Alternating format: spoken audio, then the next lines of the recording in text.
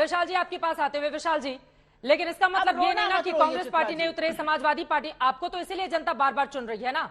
आप लोग हर चुनाव में महंगाई की बात करते हैं, कहते हैं कि हम राहत देंगे, हम अच्छा काम कर रहे हैं, हम देश को और प्रदेश को प्रगति की राह पर लेकर जा रहे हैं, लेकिन सच्चाई से मुंह तोड़ नहीं मोड़ा जा सकता है ना विशाल मिश्रा जी। चित्रा जी, बिल्कुल आपकी बात से मैं सहमत हूं, लेकिन आप हमें यह बताइए कि ये क्या कम है कि पहली बार विश्व ने पिछले 100 सालों में इस प्रकार का आपदा देखा है, उसके बावजूद भी आज की डेट में भारत और देशों से जो विकसित देश हैं उनकी तुलना में बेहतर कर रहा है। तो इसके पीछे नेतृत्व है, पहली बात। दूसरी बात, अभी कांग्रेस की प्रवक्ता बार बार 80 करोड़ लोगों को मुफ्त भोजन पर सवाल बार बार किया जा रहा था, गरीबी पर सवाल किया जा रहा था। मैं कांग्रेस के प्रवक्ता से पूछना चाहता हूं कि मान्यवर, आप ही की सरकार में नारा दिया गया था गरीबी हटाओ का, तो कौन सी गरीबी आप हटाते रहे कि आज 70 सालों तक वो गरीबी उसी तरीके से मेंटेन है? अरे ये तो कहिए कि आदरणीय प्रधानमंत्री श्री नरेंद्र मोदी जी का नेतृत्व है कि आज की डेट में इस कोरोना पैंडेमिक में भी किसी को भी बगैर अन्न के नहीं रखा गया। ये संवेदनशीलता दिखाती है सरकार की, ये सरकार की वो कमिटमेंट दिखाती है कि अंतिम पायदान पर समाज पर खड़े व्यक्ति को भी समाज की मुख्य धारा में लेकर आना है। ये आदरणीय प्रधानमंत्री जी का नेतृत्व है कि पहली बार एक ऐसे समुदाय से व्यक्ति को चुनकर राष्ट्रपति पद के लिए नॉमिनेट किया जाता है, वहां पर तमाम तरह के स्टेटमेंट दिए जाते हैं। जरा ये मनोवृत्ति तो देखिए कांग्रेस की, आपने भी वो चीजें देखी होंगी कि किस प्रकार के शब्दों का चयन किया गया। महंगाई की बात हो रही है, जयपुर में जब इनके नेता महंगाई की रैली कर रहे होते हैं तो वहां से हिंदू और हिंदुत्व की नई परिभाषा करते हैं, जिनको हिंदू मतलब बार ये क्या दिखाता है? बार कल 5 तारीख का विरोध ये क्या दर्शाता है? ये कहीं ना कहीं बार भारत के सांस्कृतिक प्रतीकों के प्रति जो अपमान की मनोवृत्ति रही है, जो तुष्टिकरण की मनोवृत्ति रही है, ये उसी का दृष्टिगोचर होता है। अभी देखिए हर घर तिरंगा का अभियान चला तो वहां पर भी न जाने कहां से कौन से नैरेटिव लेकर जो है आया जाता है। अरे मैं बार ये पूछना चाहता हूं कि देखिए ये 21वीं सदी का भारत है, यहाँ पर ये नया भारत है आदरणीय प्रधानमंत्री जी के नेतृत्व में। मैं तो ये कहता हूँ ईडी,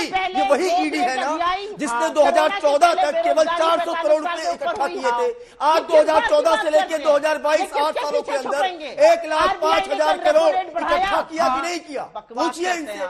900 से अधिक चार्जशीट फाइल की कि नहीं की? पूछिए इनसे। 400 से अधिक गिरफ्तारियां हुई कि नहीं हुई?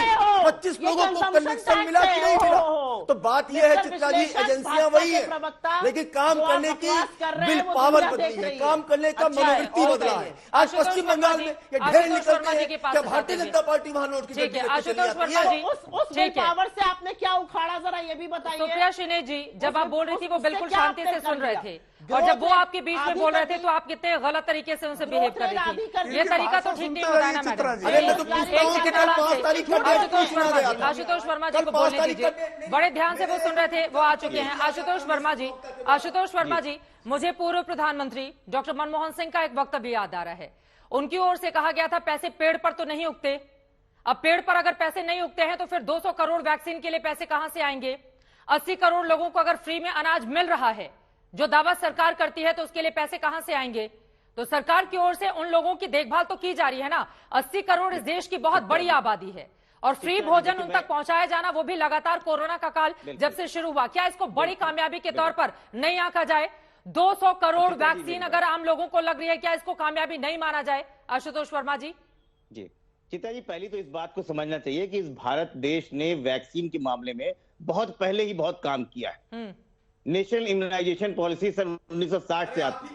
BCG, polio, hepatitis B. वो आपके बारे में चित्रा जी देखिए, मैं किसी के बारे में नहीं बोल रहा, सुन लेते हैं प्लीज सर, ठीक है। अच्छा कोई बात नहीं, अब उससे आगे बढ़ते हुए बोलिए कि हाँ वो गलत कहा गया था, प्लीज वो किस प्रकार से भ्रम फैलाया गया था और कांग्रेस के द्वारा विशाल जी कि बच्चों की वैक्सीन बाहर भेज दी। अब थोड़ा उनसे आगे बढ़ जाते हैं, अब उससे आगे बढ़ जाते हैं सर, थोड़ा उनका जवाब सुन लीजिए। Ashutosh Verma ji. Chitra ji, BCG, polio, hepatitis B, hepatitis A, measles, mumps, rubella, smallpox, ये पहले ही इसको यहाँ से हटा चुके हैं। कम समय में 200 करोड़ लोगों को फ्री वैक्सीनेशन, कम समय में 2 करोड़ 100 साल में इस तरह की महामारी आती है।